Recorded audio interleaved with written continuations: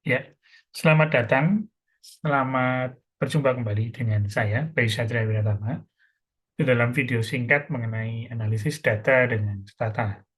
Di episode kali ini kita akan melakukan analisis statistik uji hipotesis untuk variabel numerik. Ya, jadi untuk variabel numerik kita akan melihat nanti adalah uji T independen, uji T berpasangan, uji ANOVA satu jalur, maupun uji korelasi Pearson. Dan kemudian kita juga akan melihat kalau misalnya asumsi normalitas tidak terpenuhi atau datanya adalah data non-parametrik. Ya, kita akan melihat uji Wilcoxon rank sum sebagai pengganti uji independen T, kemudian juga Wilcoxon sign rank sebagai pengganti uji T berpasangan, kemudian juga Spearman rank sebagai pengganti korelasi Pearson, dan Kruskal-Wallis sebagai pengganti uji ANOVA satu jalur. Seperti biasa, sebelum itu kita buka dulu data latihan. Jadi data open data underscore latihan. Ya, setelah itu tidak lupa kita buat lognya, log latihan.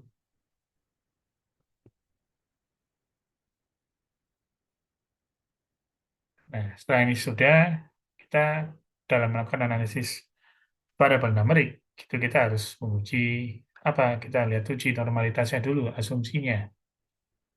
Nah, tapi sebelum menguji asumsi, kita lihat dulu secara deskriptif. Untuk variabelnya kita hari ini kita akan lihat untuk yang uji T independen kita akan melakukan uji apakah jenis kelamin berpengaruh terhadap skor motivasi seseorang. Ya, jadi kita lihat dulu bagaimana dengan Bayesor jenis kelamin. Kemudian sum skor motivasi. Ya, kita lihat bahwa ternyata di dalam skor motivasi yang perempuan itu rata-ratanya 26, lebih tinggi daripada yang laki-laki. Laki-laki hanya 23. Ya, mungkin dari sini kita bisa secara tidak langsung melihat, oh, jangan-jangan laki-laki memang skor motivasinya lebih rendah dibandingkan perempuan. Ada berapa laki-laki? Laki-lakinya adalah 33% laki-laki dan perempuan 67%. Nah, kemudian kita uji normalitasnya dari variabel usia. Bagaimana caranya? Kita lihat dari histogram usia. Ya, kalau dari histogram sebenarnya tidak ada masalah. Oh, mohon maaf, kok usia? Skor motivasi. Kita lihat, kita ganti. Ada kesalahan. Skor motivasi. Koma normal. Ya. Oh, ternyata distribusinya tidak normal ini. Ya, distribusinya tidak normal. Apakah outlier ada juga?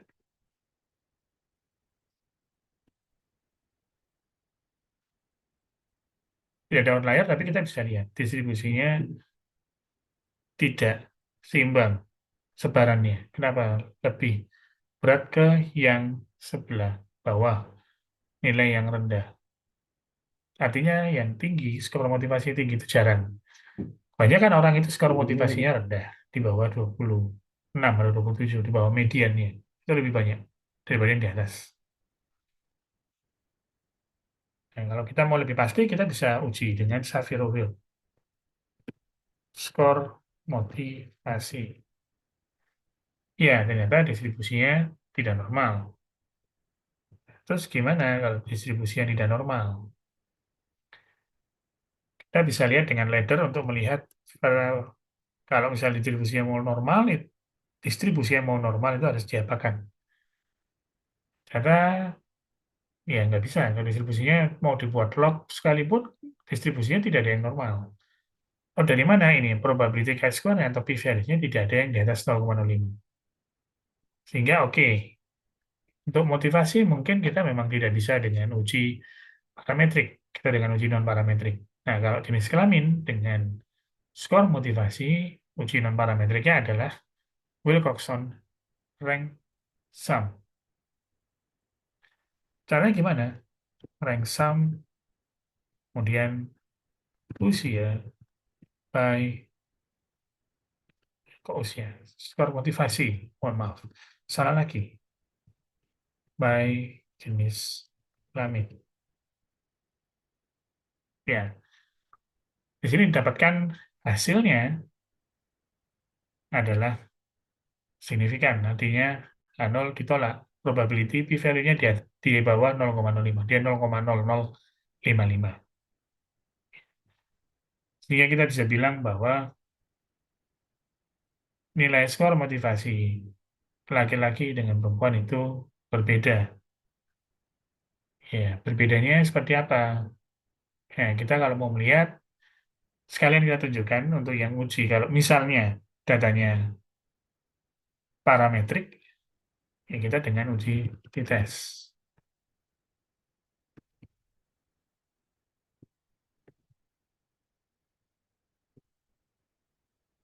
Ya, didapatkan hasilnya seperti ini. Bahwa pertama, laki-laki dan perempuan terdapat perbedaan rata-rata. Kalau tadi di atas perbedaan skor, ranknya. Nah, kalau di sini perbedaan rata-ratanya. Kalau di sini beda di mananya? Ini, rank sum-nya. Min ranknya, nilai rata-rata ranknya itu beda. Di mana perempuan lebih tinggi daripada laki-laki. Sama, kalau di sini min-nya saja, itu perempuan lebih tinggi dari laki-laki. Bedanya berapa kalau dari min-nya? Bedanya adalah 3,5. Ya. Kelemahannya kalau dari Wilcoxon itu kita tidak bisa lihat besar efeknya. Harus dikonversi dulu. Kalau dengan uji T, kita bisa lihat.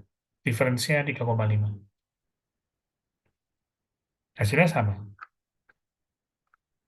Jadi sama-sama menunjukkan null hipotesis ditolak. Yang artinya ada pengaruh jenis kelamin terhadap skor motivasi seseorang, di mana perempuan cenderung memiliki skor motivasi lebih tinggi. Kemudian kita lihat untuk uji T berpasangan. Itu adalah skor pengetahuan pre dan post. Ini orang yang sama diuji dua kali, pre post. Nah, kita harus juga menguji normalitas. Kalau ini kita uji dua-duanya. Jadi kita uji dengan histogram dulu, yang skor pengetahuan pre, koma, normal. Oke, distribusinya tidak normal. Bagaimana dengan yang post? Kita bisa mengulang dengan cara klik ini, terus diganti. Post. Sama, tidak normal juga. Bagaimana dengan ujinya? Sapir-Wheel. Yang post tidak normal. Kalau kita klik ini, kita ulang, ganti play.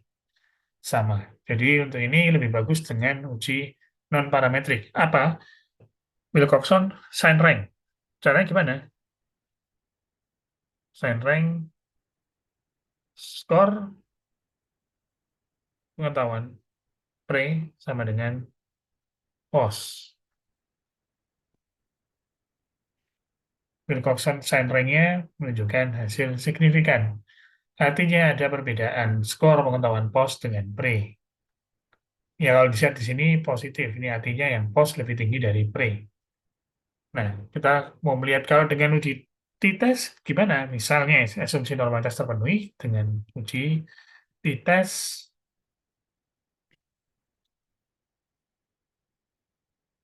mana? Post kurangi sama dengan pre.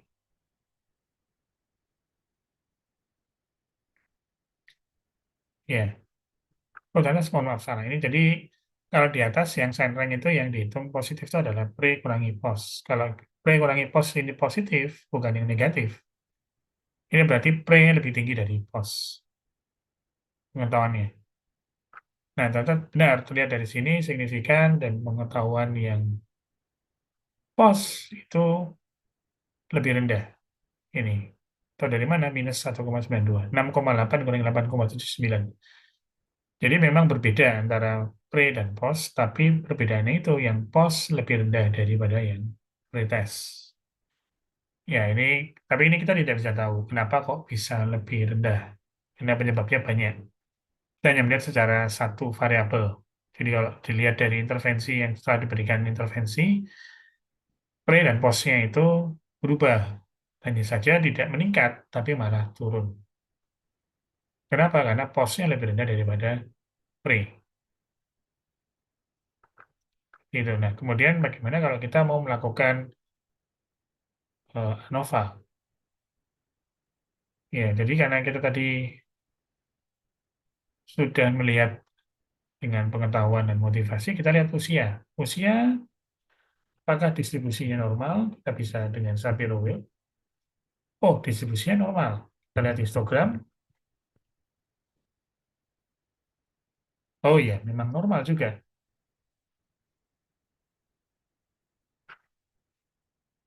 Jadi kalau dilihat di histogramnya memang normal juga. Kemudian bagaimana dari situ kita bisa, oh ya, oke kita bisa analis dengan ANOVA satu jalur. Caranya adalah one way, usia, koma, by, jenis kelamin. Gini, bukan by, mohon maaf, usia, jenis kelamin, langsung. Nah, kita lihat dari mana? Kita lihat dari uji F-nya. Jadi dari uji F-nya ternyata ditemukan p-value-nya lebih dari 0,05. Artinya, nilai hipotesis diterima bahwa tidak ada perbedaan rata-rata usia di antara kelompok jenis kelamin. Nah, ini karena jenis kelamin cuma dua ya, jadi nilainya akan sama dengan t-test. Kalau kita bandingkan dengan t-test, usia,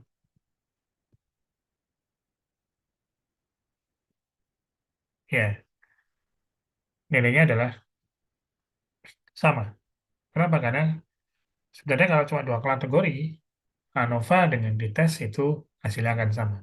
Namun lebih disarankan t-test kalau cuma dua kategori. Kenapa? Kalau ANOVA, kita tidak bisa langsung melihat perbedaan rata-ratanya. T-test langsung kelihatan beda rata-ratanya. Nah, kalau ANOVA lebih bagus untuk yang apa? Untuk yang lebih dari dua kategori. Contohnya adalah tingkat pendidikan. Kita mau melihat apakah tingkat pendidikan itu usianya berbeda-beda. Mereka yang punya tingkat pendidikan akhir yang berbeda tersebut. Oh, ternyata beda. Tingkat pendidikan akhir ada perbedaan rata-rata usia. Tahu dari mana? F-testnya signifikan. Artinya paling ada perbedaan rata-rata usia di antara kelompok tingkat pendidikan. Nah, untuk tahu yang beda yang mana, kita ulang, kemudian kita tambahkan sintaks. Sintaksnya bisa banyak. Jadi kalau kita lihat salah satunya adalah yang Bonferroni. Nah, ini kita bisa lihat comparison-nya. Jadi antara yang tamat SD dengan tidak tamat SD ternyata tidak signifikan. Yang bawah ini adalah p-value. Nah, yang signifikan yang mana ini? Tamat SMP dengan tamat SD. Bedanya signifikan, minus 6,21. Terus mana lagi? Ini, tamat SMA dengan, berarti beda usianya, minus 6,21. Ini artinya mana yang lebih besar? Yang lebih besar adalah yang SD. Jadi yang rata-rata tamat SD saja itu lebih tua, rata-rata usianya 6 tahun daripada yang baris, daripada yang SMP. Kenapa? Karena ini row kurangi kolom. Row kurangi kolom. Minus berarti yang besar yang SD. Sama SMA dengan tidak tamat sekolah, signifikan lebih besar yang, atau rata-rata lebih besar usianya lebih tua yang tidak tamat. Sama juga lebih tua yang tidak, yang tamat SD. Signifikan bedanya. Tapi kalau dengan tamat SMP, tamat SMA tidak berbeda. Dan kemudian dengan diploma tidak ada perbedaan. Di orang-orang yang tamat diploma atau sarjana dengan kelompok tingkat pendidikan lainnya. Kenapa ini BBM-nya tidak ada yang di bawah 0,05. Seperti itu. Kemudian kalau kita menggunakan Kruskal-Wallis, gimana? Misalnya asumsi tidak terpenuhi. Ya, kita bisa dengan kualis namanya. Dan usia. by jenis kelamin.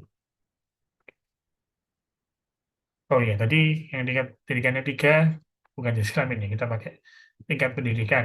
Mohon maaf, diulang. Nah, ini hasilnya sama seperti tadi, seperti ANOVA, sama-sama signifikan juga. Jadi hasilnya sama-sama signifikan, menunjukkan bahwa ada perbedaan usia di antara kelompok tingkat pendidikan.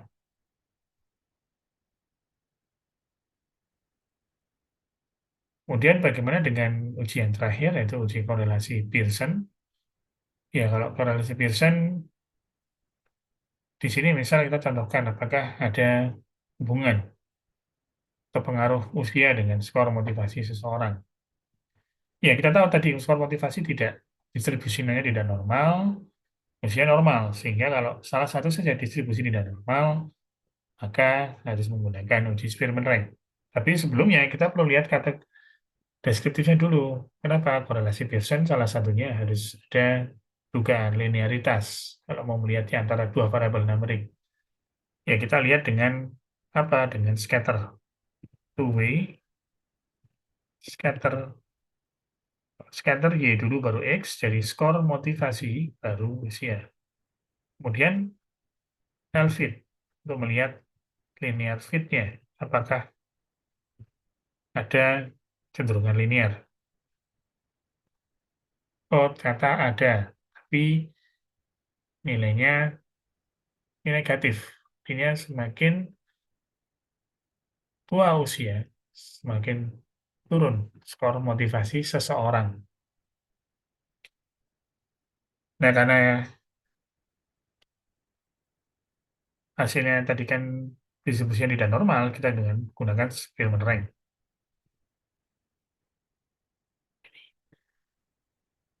Jadi antara skor motivasi dan usia itu p-value-nya 0,15. Jadi kita bisa bilang null hipotesis diterima, di mana tidak ada pengaruh antara dari usia terhadap skor motivasi. Dengan nilai Spearman rule-nya adalah minus 0,1435. Jadi kalau usianya naik, ya skor motivasinya akan turun. Hanya besarnya itu atau kuat hubungannya itu sangat lemah di bawah 3. Minus 0,14 di bawah, sorry. Mohon maaf, di bawah 0,3. Jadi kita bisa bilang sangat lemah atau negligible. Bagaimana kalau datanya misalnya normalitas, asumsi normalitas terpenuhi, kita dengan korelasi Pearson. Sintaksnya seperti ini.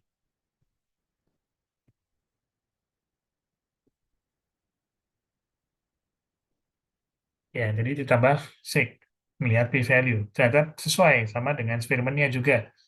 Nah, 0 diterima. Kenapa? Karena p-value-nya di atas 0,05, 0,332, tepatnya. Nilainya juga negatif, artinya semakin tinggi usia, semakin rendah skor motivasi. Dan sama besarnya juga, besar efeknya atau kuat hubungannya adalah sangat lemah.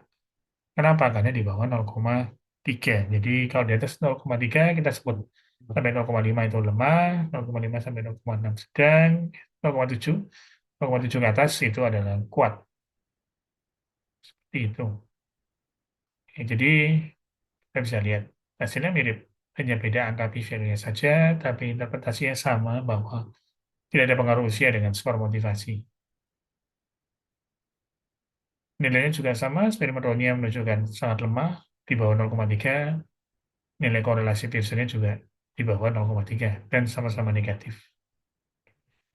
Ya, mungkin seperti itu tadi sudah uji T, dengan temannya ada uji T independen, dengan variasi kalau tidak normal atau non-parametrik adalah Wilcoxon-Rank sum, uji T berpasangan dengan variasi non-parametriknya adalah Wilcoxon-Sine-Rank, kemudian one way ANOVA dengan uji variasi untuk non-parametriknya adalah Kruskal-Wallis. Kemudian korelasi Pearson dengan variasi kalau distribusi tidak normal atau non-parametrik dengan Spearman rank. Ya, mungkin seperti itu saja. Semoga bermanfaat. Terima kasih dan sampai berjumpa kembali di video berikutnya.